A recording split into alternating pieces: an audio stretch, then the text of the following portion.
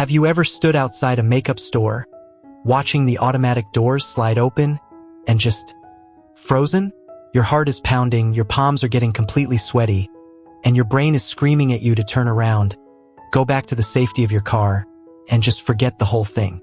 If you are early in your transition, or maybe you are a trans girl who is still presenting masculine day to day for safety or work, the thought of walking up to a brightly lit, super crowded beauty counter and asking for a full face of makeup can feel absolutely terrifying. You are definitely not alone in that feeling. I see you, and honestly, so many of us have been exactly where you are right now. Welcome back to My Life, My Rules. Today, we are talking about something so incredibly vulnerable, but also so deeply empowering. We are going to talk about how to get your makeup done professionally when you feel like the whole world still sees you as a guy. I want to start by being completely real with you. I remember my very first time getting my makeup done professionally. I was so nervous I was practically vibrating. I walked into the mall, did about 3 or 4 laps around the food court just to stall, and I seriously almost went home. I was absolutely terrified that the makeup artist would judge me, or laugh under their breath, or somehow tell me that I was in the wrong place and didn't belong there. But you know what? None of that happened. It was actually wonderful. And I want to make sure your experience is wonderful too. So, let's just break this whole process down together.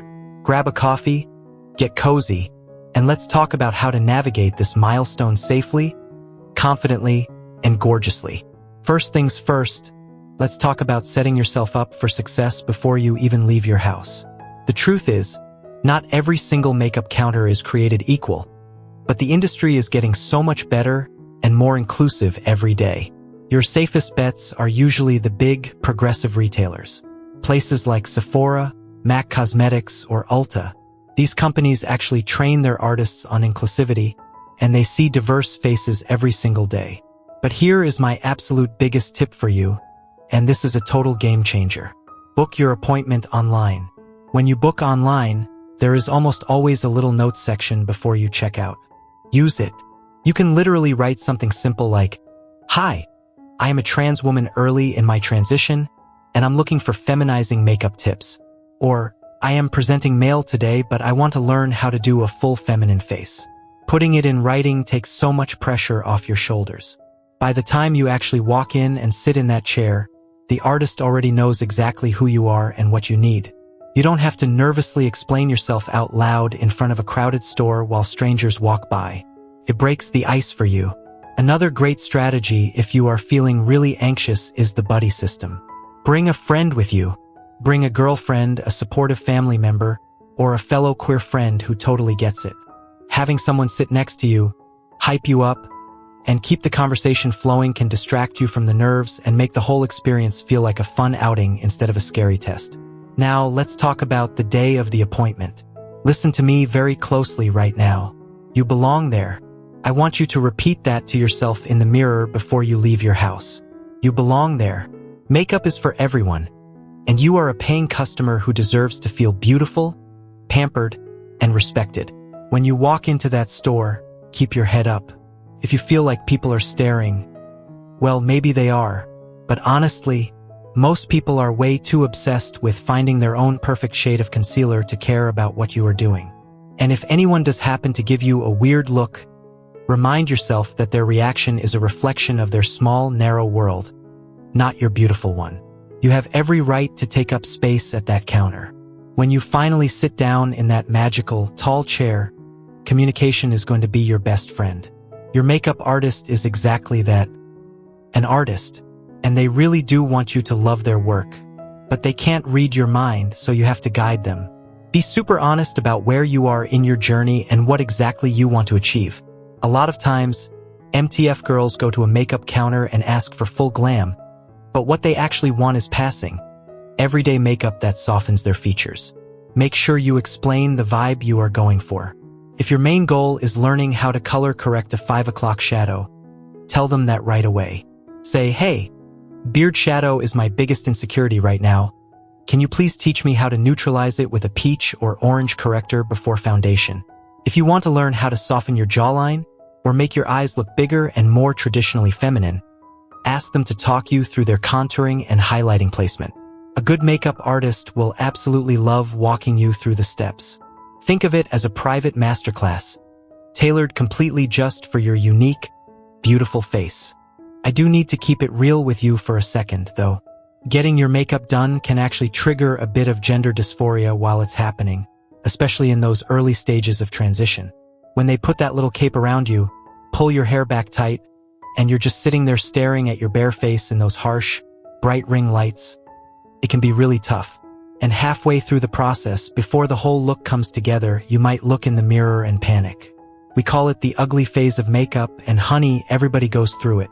Even supermodels look a little crazy when they only have foundation and concealer on. Just breathe. Trust the process. Do not judge the canvas before the masterpiece is finished. If looking in the mirror stresses you out, just close your eyes. Tell the artist you just want to relax and enjoy the feeling of the brushes on your skin. It actually feels amazing, by the way.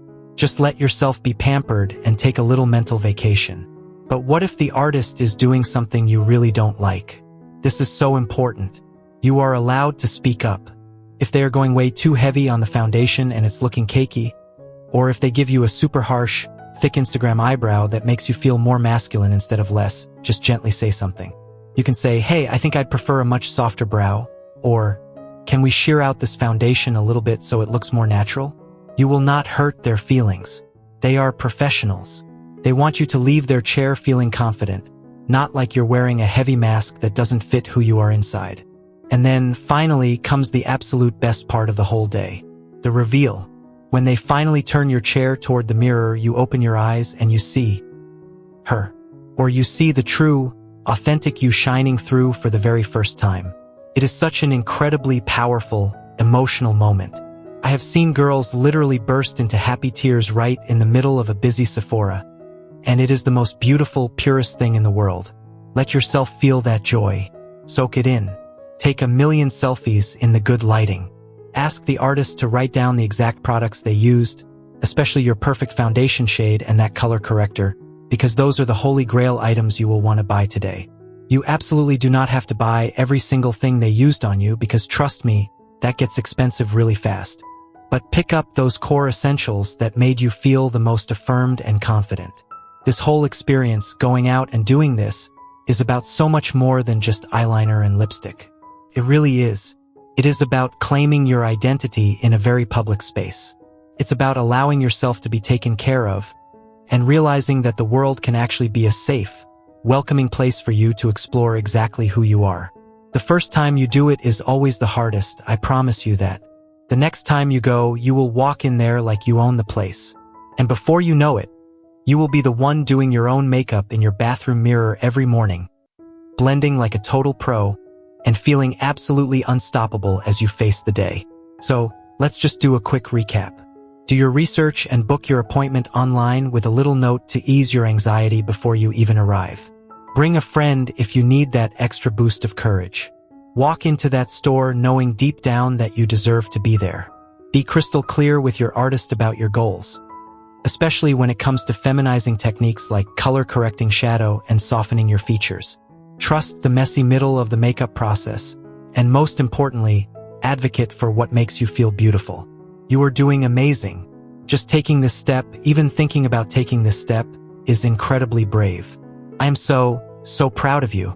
I would absolutely love to hear about your experiences down in the comments. Have you gotten your makeup done professionally yet? Were you terrified like I was? How did it go when you finally looked in the mirror? Let's share some tips, tell our stories, and hype each other up down there.